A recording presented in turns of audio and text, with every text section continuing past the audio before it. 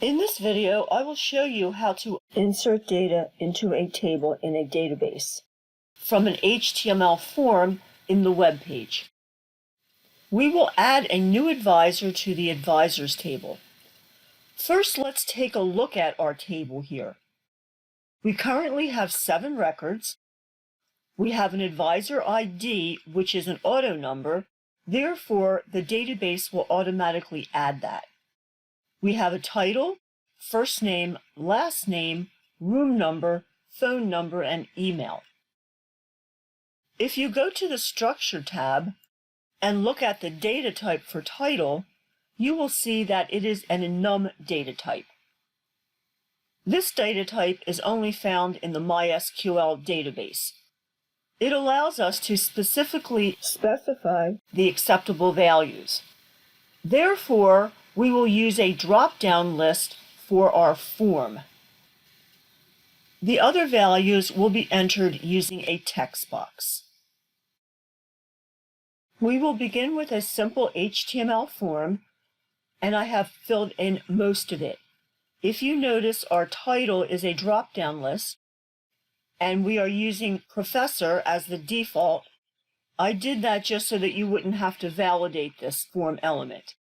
Everything else is validated using HTML5 validation. If we look at the HTML, you see it is a typical form using the name attribute to uniquely identify every form element. The user will enter the value or select the value, as in the case of the drop-down list. Our action is a separate PHP web page, and the method is a post. I will click the button. In the address bar, you can see the name of the PHP page, which is the action. This is an HTML page with a PHP extension. Therefore, we have correct HTML structure and coding. And I am just telling the user that they have added an advisor. I also have some test echo statements up top for myself. I also have a link to a page that retrieves the data. So now we can see all of the records in the advisors table. Notice the first record is Maria Sanchez, whom we just entered. If we scroll down, we will see the other 7 advisors who have always been in this table.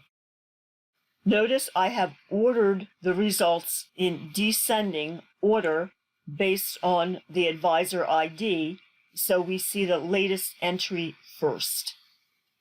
If we go back into PHPMyAdmin, indeed we can see that Dr. Sanchez has been entered.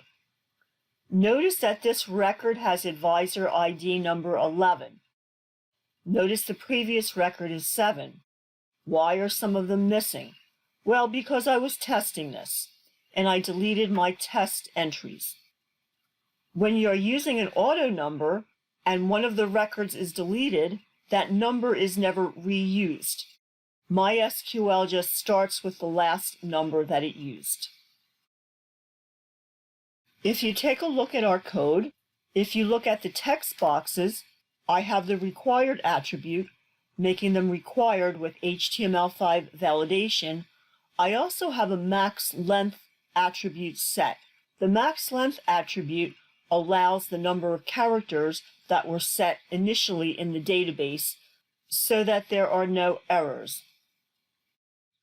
Now let's look at the PHP code that is processing our form. All of my code is placed on top of the doc type because it does not need to be inside the body.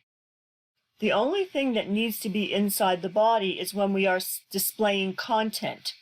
Notice I do have one line of PHP code in my body, and that is where I am echoing my message to the user. So here I am initializing my variable. I am also checking to make sure that that page was indeed called from the form using an if statement to determine if the $_server request method is equal to a post. If it is, we will proceed with retrieving the values and creating our SQL insert statement. If not, we will give the user an error message. I would like to explain why we are doing this. These are my three files. addadvisor.php is called from the form. If someone were to access addadvisor.php outside of the form, notice there is my error message. There is a problem. We are doing this to prevent anyone from clicking on a link or typing in that file name without it coming from the form.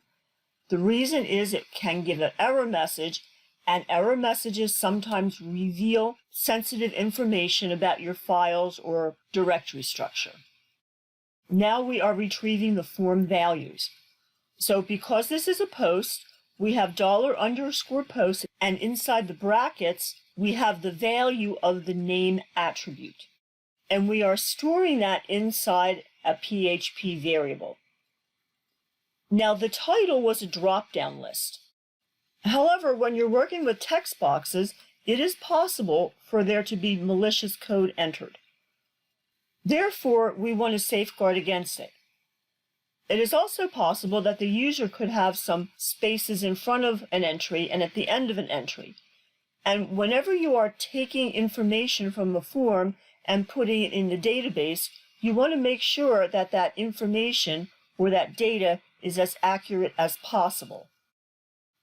Therefore, when we retrieve all of our other form values, we are going to enclose them with the PHP trim method, which will trim leading and trailing spaces. And then we will also enclose that with the HTML entities function, which will strip any HTML tags and convert them into special characters so that they cannot cause any damage. We are also using the add slashes function. Supposing a user were to enter a double quote or a apostrophe in their name, for example, O'Reilly, that's going to interfere with the quotation sequence in our SQL statement. Therefore, we need to escape that. This function will do that for us automatically.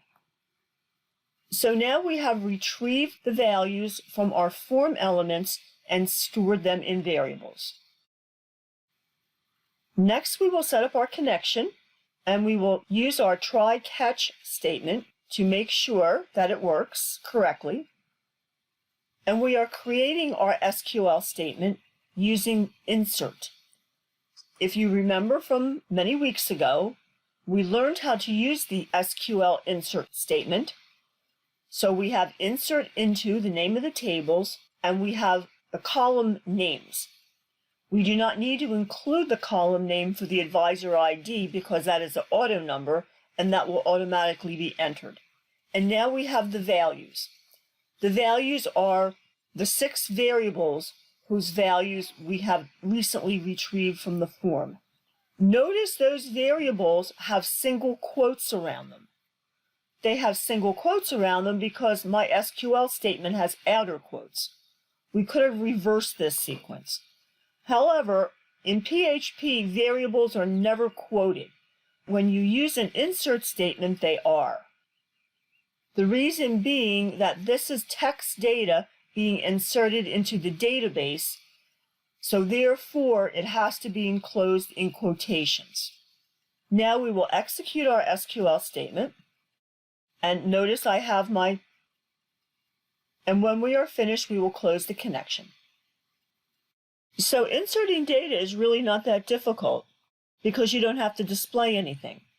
You just have to retrieve the data from the form, store it in variables, make sure that data is valid using the functions available, and then use the insert statement, remembering to enclose those variables in quotations. Now let's look at the page where we displayed the values in the advisor table. So here is our connection. We have our try-catch statement. Our SQL is a simple select. We are selecting all the columns except the advisor ID. We really don't care about that. However, I am ordering it by the advisor ID in descending order so that we can see the most recent record first. So I'm using the query method, and I am also using the fetch all method to return each record as an associative array. In the body of the web page, I will use my for each loop to echo through each row to display the values from every column in every record in the advisors table. This PHP code belongs in the body because it is displaying content. And I have a very simple format here. I am not using a table. I am just essentially using paragraphs. So I am hard coding in the label, which describes the column, concatenating that with the value that is coming back from the database, and concatenating that with some HTML. Forms are typically used for inserting data. Every time we order a product on the internet, we are filling out a form. The data is going into a database somewhere. When we register for an account, we fill out a form. The data is being inserted into a database somewhere. You typically get some kind of a message after you have done something using a form on the internet. So we have a message here, and when I click, I have a select statement on this page, which is displaying all the values in the table, and we can see that the entry that was just entered.